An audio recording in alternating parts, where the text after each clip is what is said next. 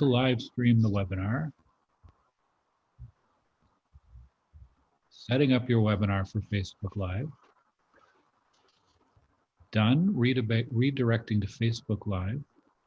Okay, so we are live on Facebook. This is a good start. Now, I don't think it linked it to the actual Facebook Live link that we were set up for, but that's okay. I'll just add a link to the event page before we get going. I can see there's some people logged on to Zoom as well. It's good. Welcome, Zoomers. Zoomers? Once we get all these streams and everything going, we will get started.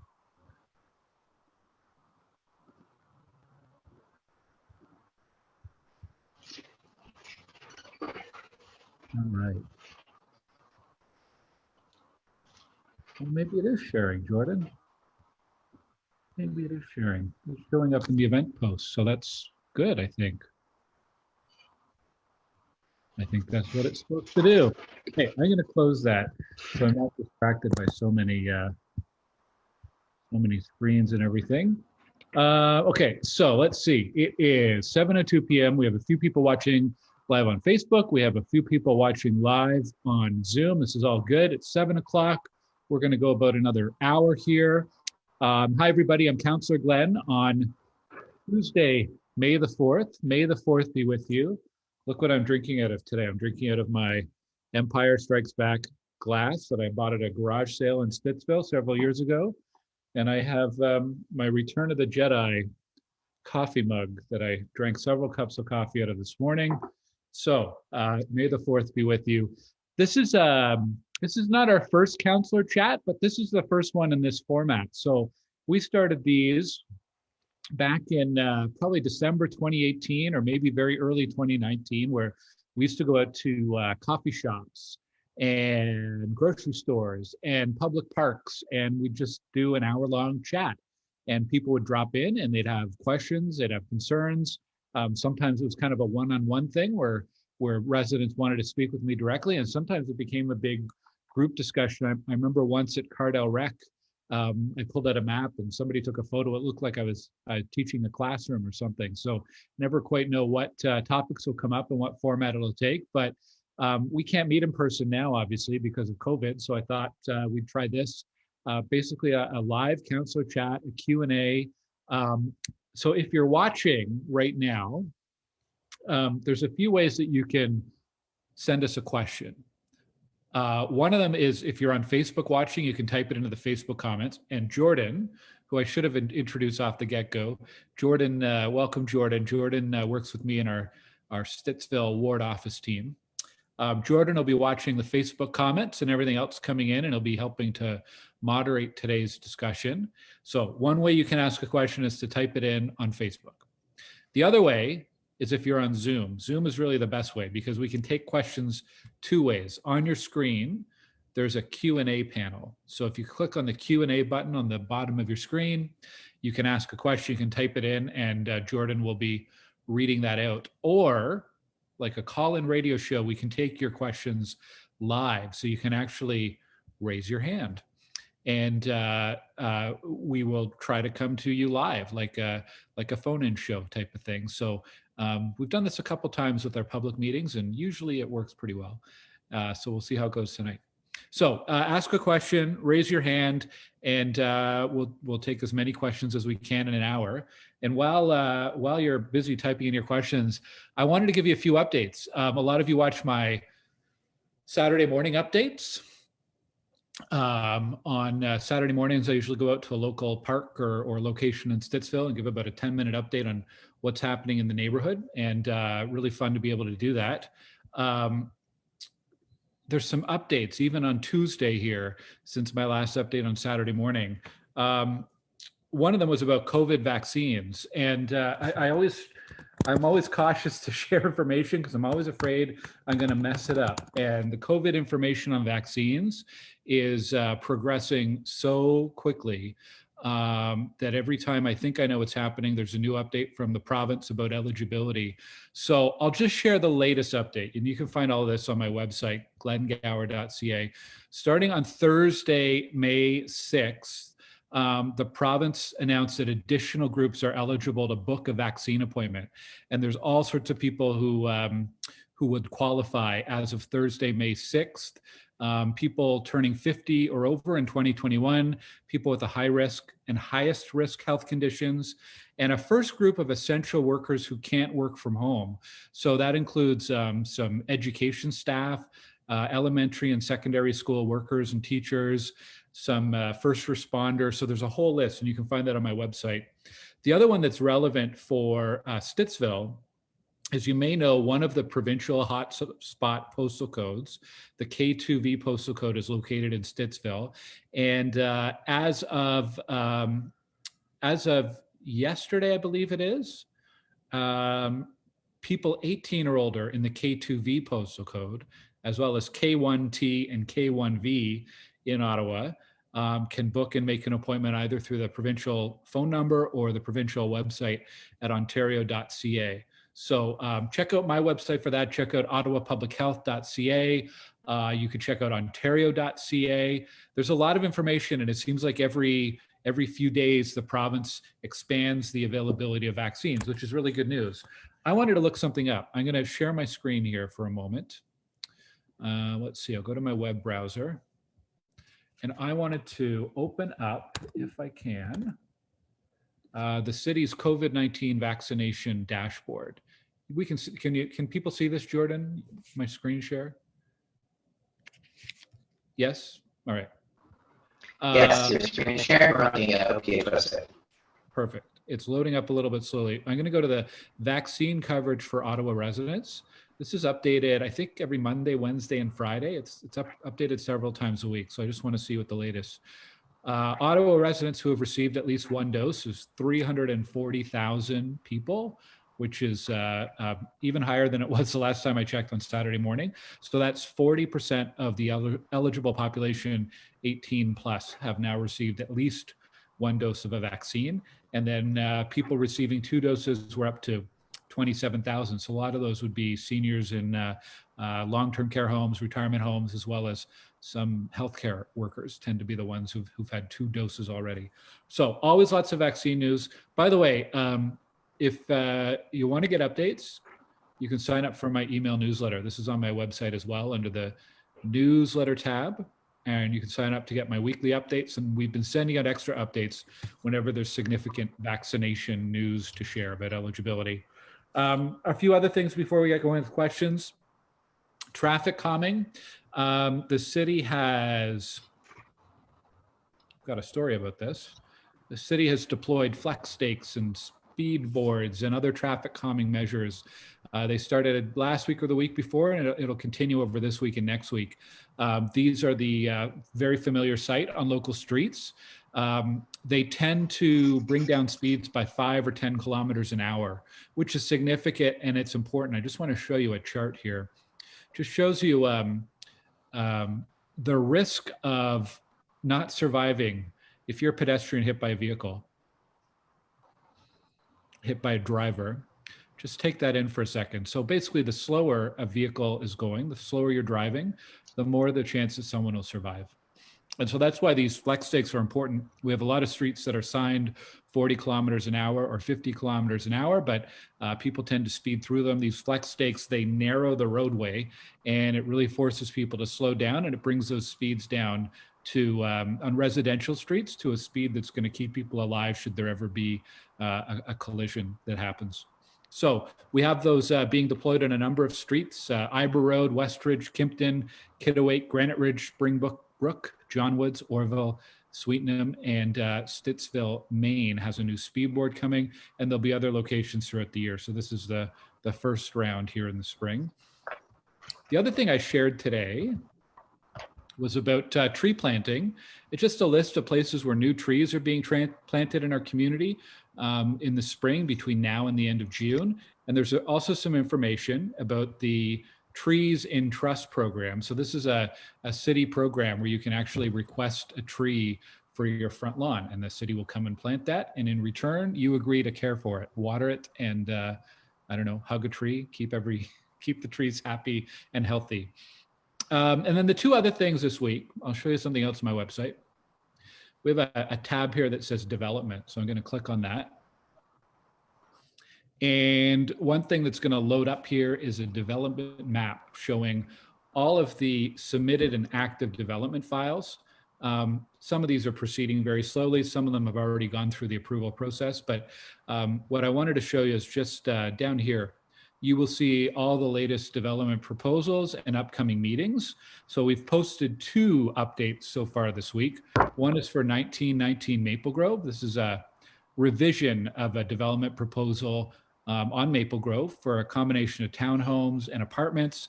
And there have been quite a few significant changes made since the first version was shared with the public almost 2 years ago. One of them being that they're proposing a low-rise 4-story apartment building, and the applicant's now going to hold off on that until there's more road infrastructure built in the neighborhood. So this is the revised proposal. And then the other one, the more significant one of the larger developments right now in Stittsville, is for 5,000 Robert Grant. This is a land formerly known as 1,000 Robert Grant. And it is on the agenda for Planning Committee on May 13th. This one has generated a lot of community feedback, and I've shared some of my comments, my thoughts about the proposal, as well as information on, as a resident, how you can get involved in that committee process. So you can submit a comment to the committee in writing, or you can also sign up to appear at the committee on May 13th. And then after that, the committee's recommendations go to City Council for consideration at the end of the month. Anyways, I think I see some questions coming through, so I'm going to stop my monologue here, and I really want to get as many questions on any Stittsville topic, as many questions as we can. So Jordan, do we have any in the queue ready to go? Yeah, actually, the first question is about that development proposal you just talked about, $5,000 grant. So I'll read it out verbatim from Facebook. Good evening, Councillor Glen. We are residents in Westwood and are concerned about the Lapine 18-story apartment development, $5,000 grant. What is your position going to planning committee? Thanks, Jordan. Jordan, your audio, your microphone is really weird, and you almost sound like C-3PO. There's some like digital interference on your microphone. I got the question though. Okay. Somebody in Westwood, living near, Westwood's basically across the street from the site of Robert Grant, where 1,000 Robert Grant is being built. So I did share some of my thoughts on the blog post. So I'll try to summarize it here. But maybe to do that, actually, no, I'll jump in. What is good about it? First of all, it is apartments, which are very much needed in Stittsville. We have a huge demand for housing, and in particular in Canada, Stittsville, a huge demand for apartments. So these would mostly be 2-bedroom apartments. Now, I'd like to see some more variety in the kind of applications we get. I'd love to see more 3-bedroom apartments, 4-bedroom apartments, but 2-bedroom apartments. It's also near a future transit station, which is also a positive. So under our current city policies in the official plan, they recommend and support and encourage higher density development and taller buildings near transit. That's also a directive from the province of Ontario through their provincial policy. They want to see growth concentrated as close to transit stations as possible. Why? First of all, to encourage people to take transit, also to create more demand for transit. We're investing a lot of money in light rail and bus rapid transit, and we want to put people as close to those transit routes and stations as possible. The other reason is the more compact that we have development, the less requirement there is to sprawl out further and further into farmland and forested areas. So in theory, a development that's close to transit and higher density makes sense. Fernbank, the Fernbank lands or Fernbank Community Design Plan, which is the master plan for this entire area, already earmarked in 2009 this particular piece of land as being appropriate for higher density development.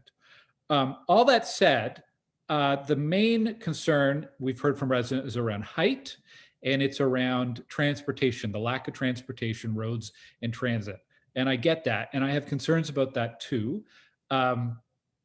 one of the things that Lepine has done, the developer, the proponents, is they've agreed to hold off on the tallest building until the next phase of Robert Grant is built, which would be from Abbott Street to Hazeldean Road.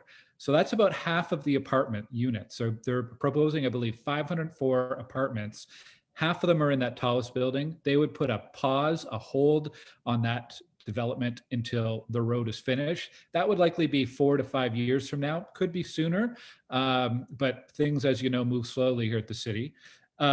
There's a lot of good things that Lepine has done to address some of the residents' concerns and my concerns. So I've been working with the planning department and we've been pushing Lepine on a number of things.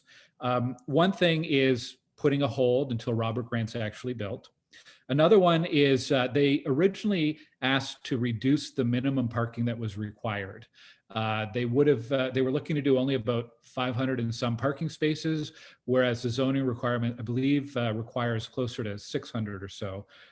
They've dropped that request and they're going to be going with the minimum parking required under the zoning and under the planning rules.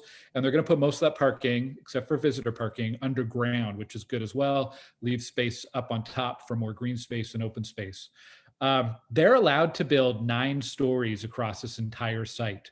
The 9 stories could have been built on Livery Street, right across from existing 2-story townhomes.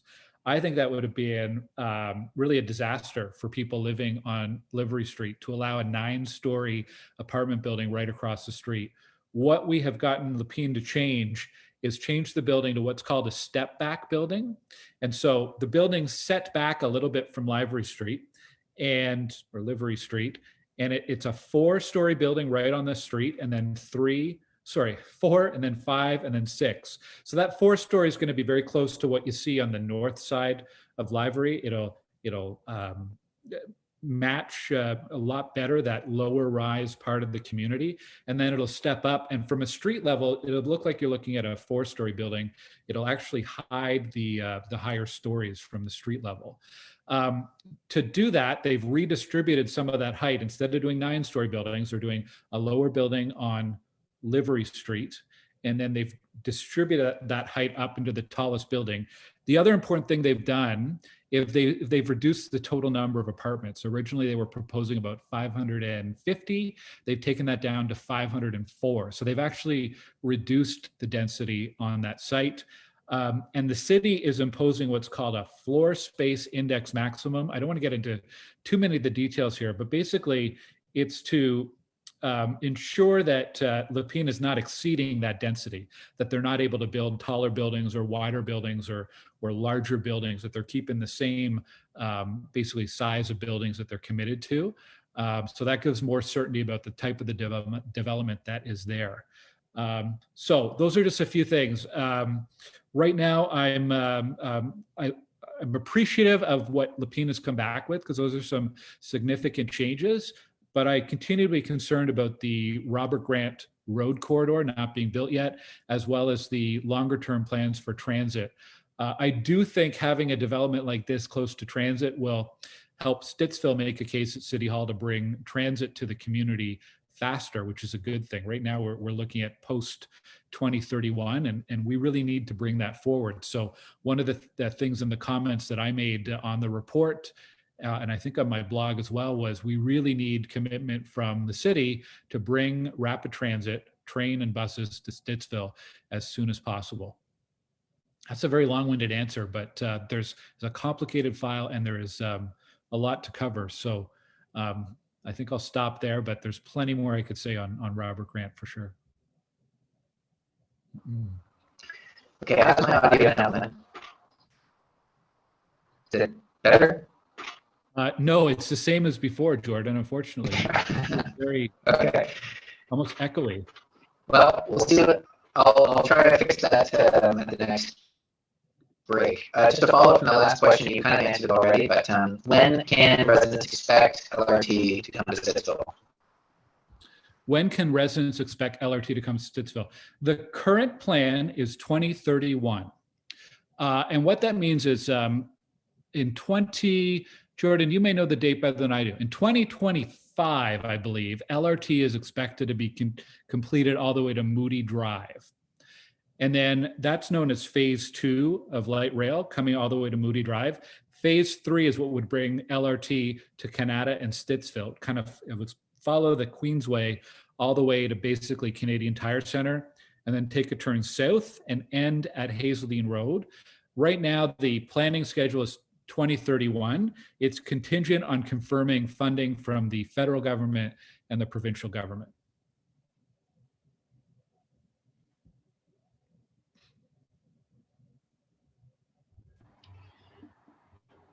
Okay, next question here. Also on Facebook. I think we need a light at Bray and Stittsville beside Honey. Oh, yeah. Traffic lights be put there. Your audio is much better now, Jordan. Thank you. Fantastic. A traffic light at Bray and Stittsville, Maine. Yes, there's a new Honey coffee shop and Holy Donuts that have set up shop there in the last year and seem to be doing very well. I was there on Saturday morning, and there must have been a lineup of about 30 people waiting for the Holy Donuts part of the shop to open at 10. Kind of amazing how Stittsville's become like a hot spot for donuts here in the city. We have asked city traffic staff to do a traffic count at that intersection to determine if a light meets the minimum requirements, if the intersection meets the minimum requirements for a light. So there's a certain number of cars that need to be trying to turn and move from each direction. So that's step one in getting approval for traffic light.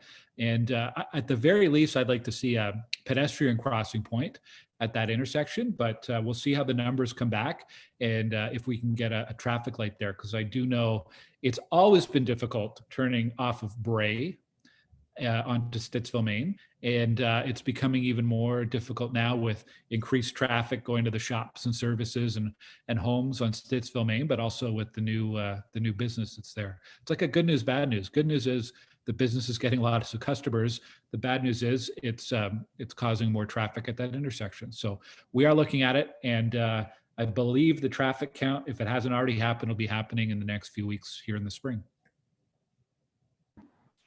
Okay, follow up, another traffic question. Can there be speed cameras on Abbott Street? Oh, I would love speed cameras on Abbott Street. Right now, the city has a pilot project for speed cameras going, and they have it at, I believe it's 8 locations across the city. The closest one here to Stittsville is on Kitimavik in front of the high school. Is that Holy Trinity High School, I think, on Kitimavik? There's a speed camera there. There's 8 locations. The city chose those locations because they had the highest number of speeders in a study that they did a couple years ago. Again, it's kind of one of these good things, bad things. Stittsville did not get a radar camera because we are not amongst the worst in the city. But I know Abbott Street in particular is bad. We've got 3 schools there, Paul Desmarais, Sacred Heart, and Jean-Paul II. And I would love to see a speed camera there if we are given permission by the province to expand that pilot program.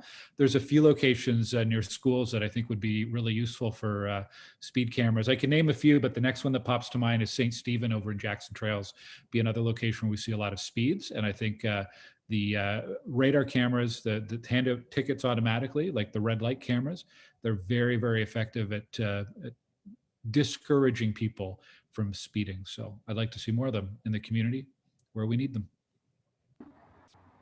Okay, let's stick with traffic since we're on the theme. This one, you mentioned earlier about how the 30-kilometer-an-hour, if that driver strikes a pedestrian, there's a much higher chance of that pedestrian surviving. A number of wards have added 30-kilometer-hour limits to residential streets. Is that something that we can expect in Stittsville? In stages, eventually. I'll explain what I mean by that. Just about all of the new communities, in fact, all of the new communities that are being designed and going through the approval process right now, they're being built, constructed, designed with 30-kilometer-an-hour streets from the get-go, which is a really good thing. We have a lot of older streets in the community that were not designed for 30 kilometers an hour. We're designed for 40 kilometers, 50 kilometers an hour. it takes more than just putting up a sign limit in order to slow vehicles down. And so I think eventually you'll see all new neighborhoods across the city will have this 30 kilometers an hour. And then gradually, as roads are rebuilt, reconstructed, as they reach the end of their lifespan, the city will be updating residential roads to be more conducive to slower speeds. Right now in Stittsville, most residential streets are around 40 kilometers an hour. There's a few that are still signed for 50, but probably over the next few years, we'll get at least to 40. And then as we're able to kind of reconfigure those streets and make them safer, it's not going to be something in the next 5 years, maybe not even in 10 years, but gradually, I suspect we'll be moving more towards 30 kilometers because it is shown in different places around the world that have adopted it. It's really made a difference in improving safety and comfort on the road as well. Okay, shifting gears to trees. Got two back-to-back questions about trees. Now I'll start with the first one. I'm going to read it verbatim from Facebook. Hey. This is from Michael. When I moved to Ottawa years ago, when a new development was being built, they tried to save as many trees as possible. But now developers just clear cut, which makes us lose trees and greenery. What is your feeling on this? We could probably spend the next 34 minutes talking about this. I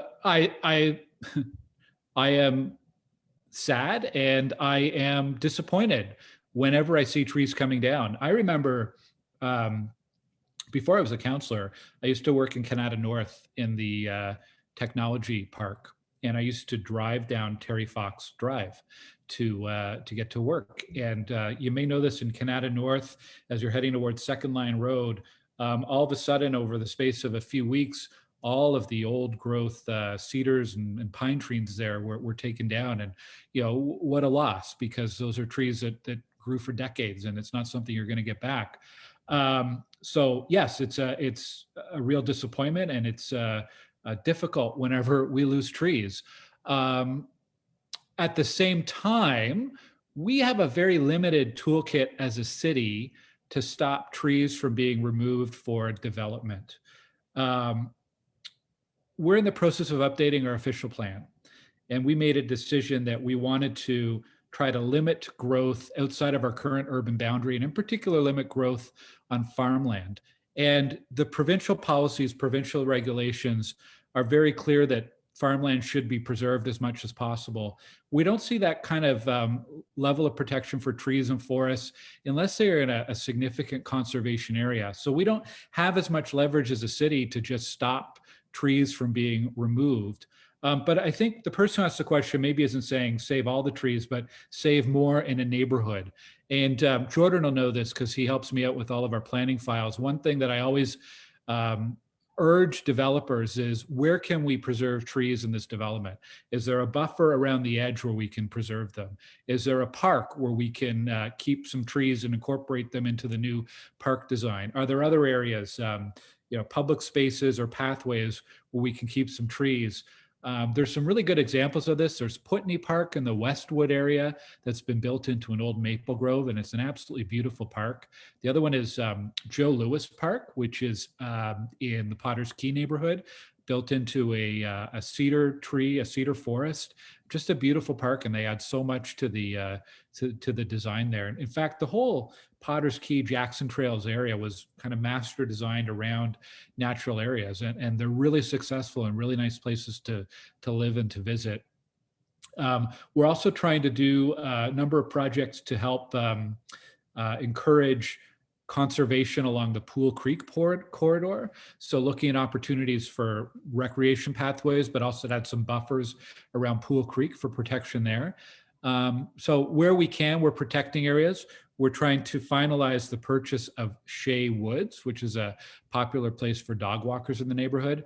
And there've been some other projects over the past few years too, like the Kemp Woodlands, saving a large old growth cedar forest near Sacred Heart High School. So there's always more we can do. I wish we had more leverage from provincial rules that would allow us to do that. And a more specific question about trees. The city used to plant trees at the back of St. Stephen's Stool every 2 years. Could this be considered this year? Yes, so there's a number of ways that homeowners and institutional owners can request a tree. If you go onto the ottawa.ca website and search for trees, you should come up with this information pretty quickly. If you are a school, maybe a principal or a parents group, and you'd like to get trees planted in your school, there's a way that you can request trees. St. Stephen might have had some approved. I'm trying to remember. I got an email a week or two ago saying there was a Catholic school in our area approved for new tree planting this spring. It's really as simple as making an application, and there's usually more trees available than there are places to plant them. And homeowners too. Trees for Trust. You can request a tree for your front lawn, and I think I mentioned that earlier in our chat here. But lots of opportunities for trees. I'm trying to remember. I think there was a goal at the city to plant 250,000 trees per year from 2018 to 2022. I think that was one of the mayor's election promises. So lots of opportunities for tree planting here in Stittsville. Okay, here's a more philosophical question for you. Okay. Sometimes what's good for the city might not be aligned with what's desired by local residents. How do you balance the two interests, which sometimes could be contradictory? For instance, the city wants higher density, but most local residents want the opposite. Oh boy, that is a big question. I would say, I'll tell you what I've learned as a counselor. I've been doing this job for 2.5 years, and sometimes what it appears to be really, really simple ends up being more complicated, or changing one thing ends up having unexpected effects or negative effects on other things. For example, I know people would prefer not to have, I shouldn't say that. There's some residents who would prefer not to have more dense communities, and some residents who prefer not to have apartments in the neighborhood. At the same time, I hear often from residents that they don't want to have natural spaces bulldozed for new developments, or they don't want to see the city continue to sprawl further and further outwards. If we want to stop the city from kind of this endless expansion outwards, we need to provide housing somewhere, because there's a huge demand for people who want to live in Ottawa and in Stittsville. It's a very attractive place to live. There's lots of jobs, lots of green space, great education, great schools, great places to live and raise a family. And so we have to make some decisions about the trade-off. And it is very difficult sometimes to find a balance between what people want. There's for every decision, there's a lot of different opinions.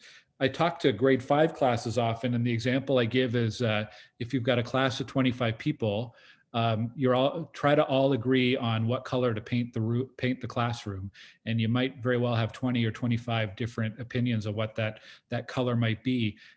It's similar to that a lot of times when we're looking at different issues that the city faces. So lots of different opinions, obviously, from residents, and sometimes some goals that don't always align between different stakeholders and different requirements. Okay, let's go back to Robert Grant Avenue. What is the plan to bring mid-level commercial, like grocery, drugstore, and small businesses to the Robert Grant corridor?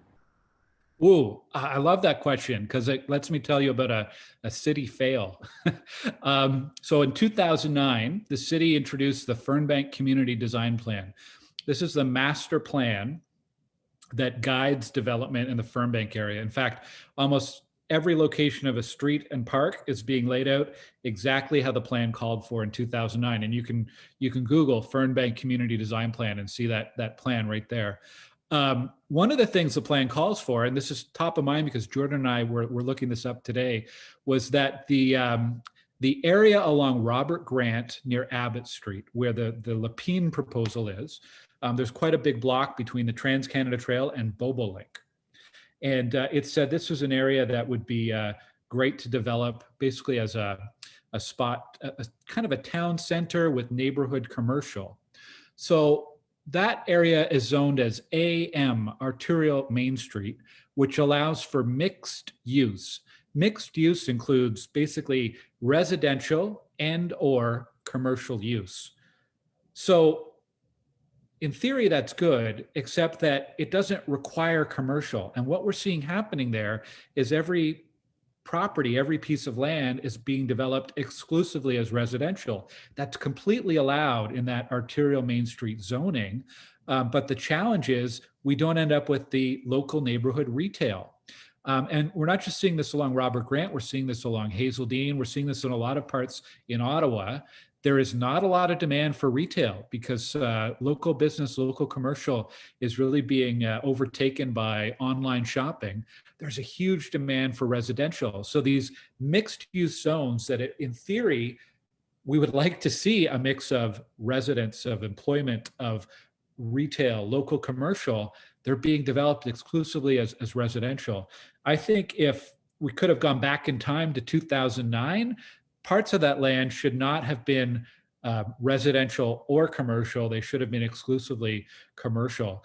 Because I don't know right now. I've had a number of people ask me, well, when are they going to build that grocery store or the pharmacy that we thought was coming near Bobolink and Livery Street?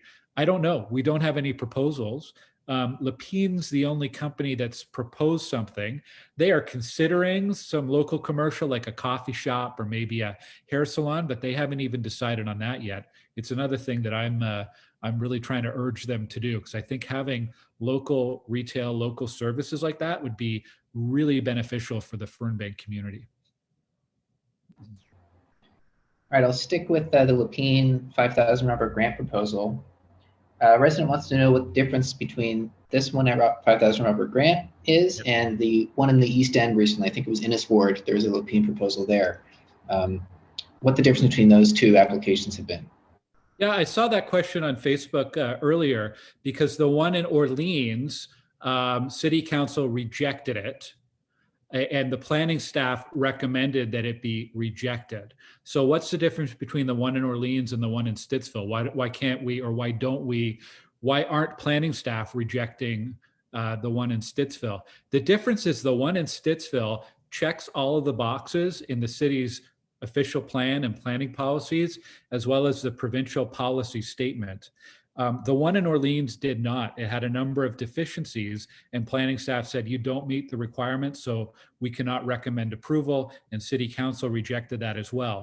Now, Lepine appealed City Council's decision to the Local Planning Appeal Tribunal, and the Local Planning Appeal Tribunal sided with the City of Ottawa. It's very rare that the planning approval does not side with the applicant. In this case, they sided with the City of Ottawa. So Lepine is going back to the drawing board and they are redesigning their Orleans development. It's still going to be a multi-story apartment, but they'll be addressing some of the issues that the Local Planning Approval Tribunal had a problem with. Now, there's always the option for Lepine and Robert Grant for an appeal to happen. Any resident who has submitted a comment, attended a public meeting, or makes a presentation or sends a comment to planning committee is eligible to launch an appeal. There's a fee that you have to pay and you file a formal, there's some paperwork you have to file with the Local Planning Appeal Tribunal. And then that tribunal the whole project will go on hold. And then the tribunal will hear an appeal. And it's kind of like a court case. It's a tribunal case where they listen to the complainant and the applicant and the City of Ottawa would usually have to appear, and then that would be how it's decided.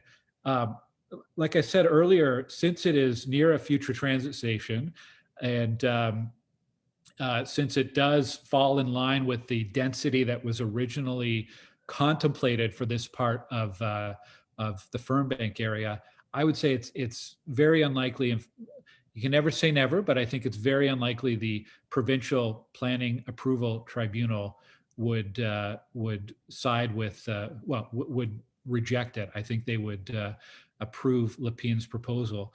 The other danger I always have is with the Planning Tribunal is we have worked pretty hard to get some concessions from Lepine, and my concern is always that the tribunal might overturn some of those. So there's always that risk as well. Okay, we have a few questions about road widenings, and I'm just going to combine them all into one gigantic road widening question. So road widening updates or potentials for Fernbank, Shea, Maple Grove, and Huntmar Road. Fernbank, Shea, Maple Grove, and Huntmar. Yeah, so I'll give you an answer that applies to all of those and maybe some specifics too. Right now, the city is undergoing a update of the transportation master plan. So all of those roads are scheduled somewhere in the future in the current transportation master plan. This is like gives you an order of all the road projects across the city, and then it has an estimate for the funding. And as funding comes available, the next one on the list gets done. Right now, we're going through a process between now and 2023, I believe, to update that transportation master plan. The last one was done in 2013. And as you can imagine, over the last 8 years, some of the priorities and growth in different parts of the city have changed. So I say all this because we have been sharing information through my website and email newsletter and social media about opportunities where the public can share their feedback. And it's really important that the city hears from Stittsville residents.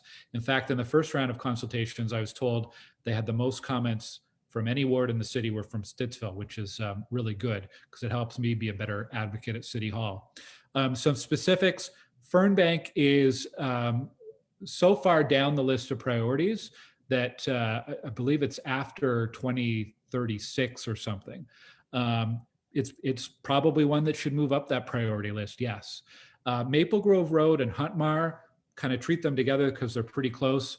Again, they are, I believe, post 2031, although there's currently an EA, an environmental assessment process for Huntmar north of Maple Grove and Maple Grove east of Huntmar, if you can follow that, to try to identify what the design should be. Should there be 2 lanes or 4 lanes? Should there be sidewalks or bike paths and those kinds of considerations?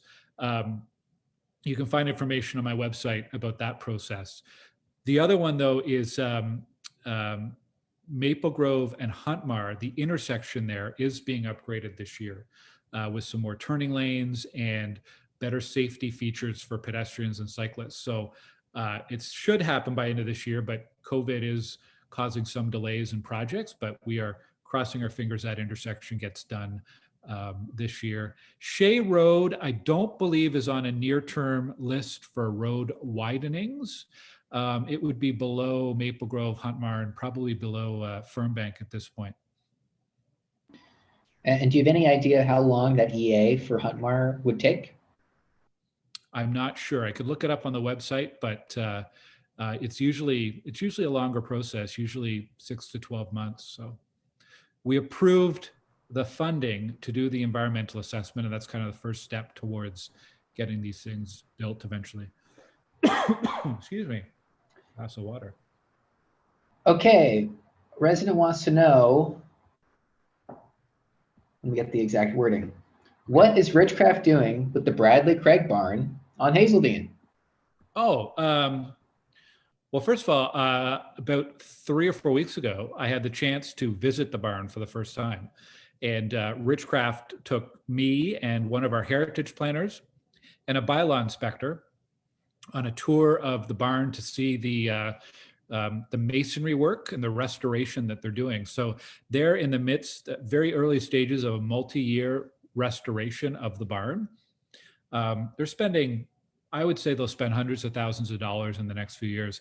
The stonework that they're doing on the foundation is just incredible. I did share a few pictures on social media after that visit. They don't have a specific plan for what would be in that building, but they do want to incorporate it into a future commercial development on that site.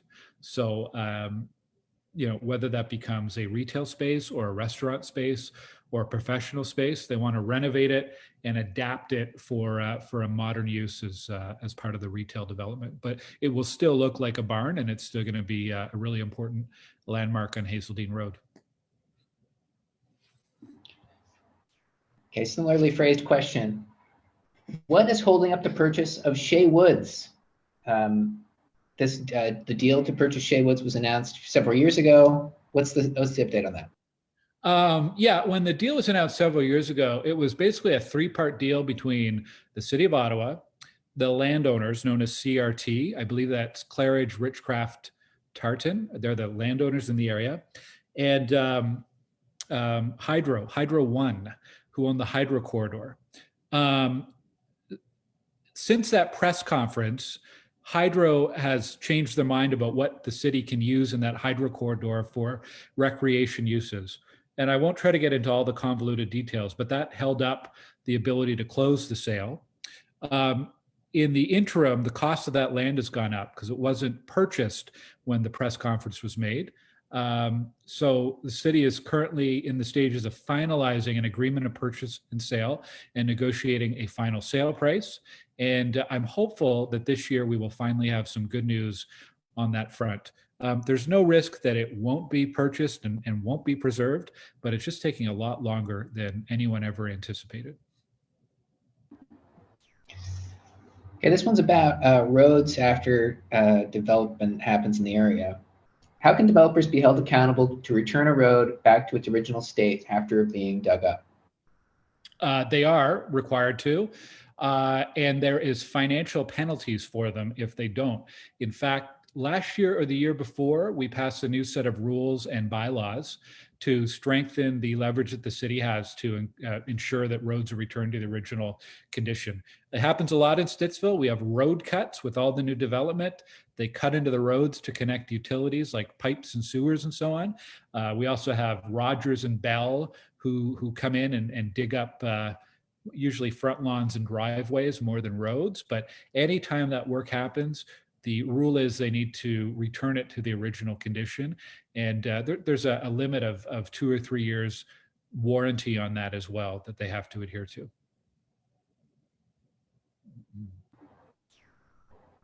Okay, next question. Are there plans for low-income housing? Jordan, you froze in the middle of that question. Can you re-ask it? Okay, am I unfrozen now? You are unfrozen. Like Han in the carbonite, right? Very good, yes. Okay, are there plans for low-income housing in Stittsville, which the city is in need of? There are no current plans. A couple things that could be on the horizon. I know there's a few community groups that are really focused on affordable housing as a goal. And I've had a few conversations with groups that are interested in available land or interested in city rules around that. The other thing is that we talked a lot about transit in this chat. And one of the things that's going to be coming in front of City Council probably in the next few months is about inclusive, I'm drawing a blank, inclusive zoning. What's the term I'm looking for, Jordan? I don't know. Inclusionary zoning. Inclusionary zoning, thank you. Inclusionary zoning, which would be a requirement that in certain developments that a minimum percentage be affordable housing. Now that could be focused near transit stations, for example, or it could be applied more broadly. So there's a few different policy strategies that we can take, as well as working with community partners in order to get more affordable housing built all over the city. Yeah, it's important it's all over the city, by the way. I don't think it's a healthy thing if all affordable housing is in the core. I think we need to see it spread out across the city, and it is a favorable thing to put affordable homes as close to transit as possible as well, because that'll help keep the cost of transportation down. And as many people who own a car know, transportation can be a very expensive thing here in our city. That dovetails nicely into the next question about the transit and LRT. The current plan is for the LRT to end in Stittsville at Hazeldean. Yes. This question is, should funding be made available, would you support extending Stage 3 LRT's terminus from Hazeldean to Abbott Street? Yes, should funding become available. And hell, why not go all the way to Fernbank Road if we can get it to Abbott all the way to Fernbank? By the way, I'd also be very supportive of interim of an interim bus rapid transit route getting into Stittsville. So light rail can be very expensive. If in the interim we can get dedicated bus rapid transit, whether that's on specific lanes or our own transit way out here, it's certainly badly needed. If you think about transit to the east end, there's either LRT or dedicated transit way and bus lanes. Same thing going into Barrhaven, but we do not have that. Once you hit Eagleson Road in Canada, we just don't have that dedicated bus infrastructure, and it's something that we need very, very badly out here in the West End. Okay, I'll read this next question here. What is the plan on or a secondary school, which was to be built close to Goulburn Recreation Center by 2021? I'm not aware of a plan to build a secondary school near Goulburn Rec, unless there's a site. So in the Fernbank Community Design Plan, I believe there's 11 sites that were earmarked for new schools, and maybe there's a secondary site there, although I think it's more elementary schools along that side. As far as high schools go, we've got the public high school that is under construction at Robert Grant and Cope. I know the Catholic board someday would like to build another high school in Stittsville. And I know the public board has a second site in Stittsville near the police station that they've earmarked for future secondary school, but those are all longer term projects. Okay, another question about 5,000 Robert Grant. Why can't the tallest building, the 18-story building, why can't it be 15 or 12 stories? Could you ask them to make that concession? Yeah, we have asked them, and from their point of view, in terms of the economics of their building and the design of their building, they don't want to go that route. They want to go with with what they've put in front of us. We can't go back and impose a limit. We have to go with a bit of back and forth and negotiation with the builder on what they can do. We also need to have the count of apartments somewhere in that 500 to 550 range for apartment buildings. So there's some limitations around the size that they can do, but in terms of the distribution of height, ultimately that's what they have proposed and what we have to evaluate against as a city. Okay, we are currently, I'm going to scroll through again to see if I miss anything, but right now I don't have any new questions. Okay. Well, that's good. What time is it? 7:52. Yeah, the timing's nice. Yeah. I'm just looking at the chat because I haven't had a chance to look at the chat. So some of those are questions we've already covered. I want to go back to one. It is in the chat here. It was that question, how do you balance interests? This came up a lot over the last year. We're in the process of updating the city's official plan. And this is the master document. I've referenced it a few times here, but by this fall, we will be adopting a new official plan. And we've had this massive debate about where do you accommodate new people in the city? Right now, we have about 1 million people who live in Ottawa. In the next 25 years or so, we're going to see our population go to 1.5 million people. So how do we add 500,000 people to our existing population and do that in a way that still maintains quality of life, that it does so in a responsible way? And so we've had this huge debate over, do we build up or do we build out? Do we focus all that growth downtown in higher apartment buildings, or do we do like we've been doing the last 50 years, which is sprawl further and further and further out? And in the end, what we've come up with is we want to achieve as much intensification as possible over the next century, really. And within 20 years of this plan, 20 to 25 years, we want to see about 60% of the growth happening within the existing urban boundary. And the rest of that growth would happen just on the outskirts of the suburban area. So we recognize that there's a huge demand for housing and people would like to live in single homes and have backyards and so on. At the same time, we're also hearing very clearly from people that they don't want farmland or forest bulldozed for development. we're also looking to spread out development over the whole city. So it's not about building more and more high rises in a really compact way downtown. It's about spreading out that growth all over the place, which will, I'm starting to get a really convoluted answer, Jordan. But anyway, spreading out that growth all over the place. What I'm trying to get at is, how do we align what's desired by local residents versus what might be best for the city at large? A lot of times it's trying to find that balance.